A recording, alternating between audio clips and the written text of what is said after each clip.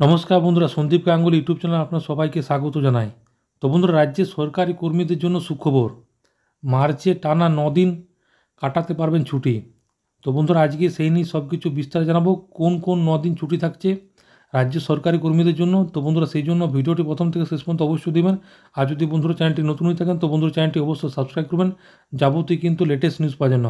তো বন্ধুরা, মার্চ মাসে সরকারি কর্মীদের জন্য রয়েছে সুখবর। তো পেতে চলেছেন টানা 9 দিন ছুটি। তো চাইলে চলে যেতে পারেন দূরে কোথাও।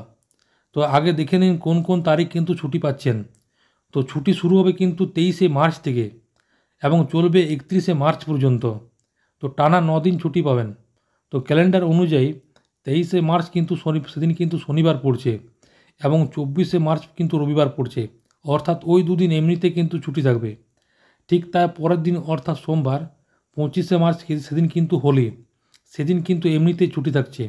তার পাশাপাশি 26, 27, 28 এই তারিখে কোনো ছুটি নেই, তবে ওই 3 দিন লিভ নিলে টানা কিন্তু ছুটি পাওয়া যাবে।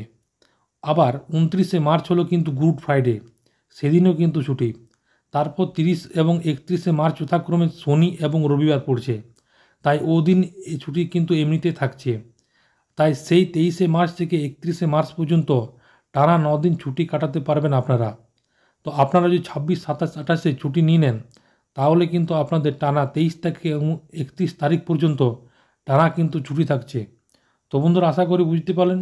তো এইটাই ছিল ছোট্ট একটি আপডেট। ভিডিওটা ভালো লাগে বন্ধুরা চ্যানেলটি অবশ্যই সাবস্ক্রাইব করবেন। মনে যদি বন্ধুরা কোনো কোয়েশ্চেন থাকে তো বন্ধুরা কমেন্ট বক্সে কমেন্ট করতে পারেন, নিশ্চয়ই সাহায্য করার চেষ্টা করব। পরবর্তীকালে নতুন কোনো ভিডিও দেখা হবে। ততক্ষণ বন্ধুরা সব ভালো থাকবেন, সুস্থ থাকবেন, সাবধান থাকবেন। সবাইকে অসংখ্য ধন্যবাদ।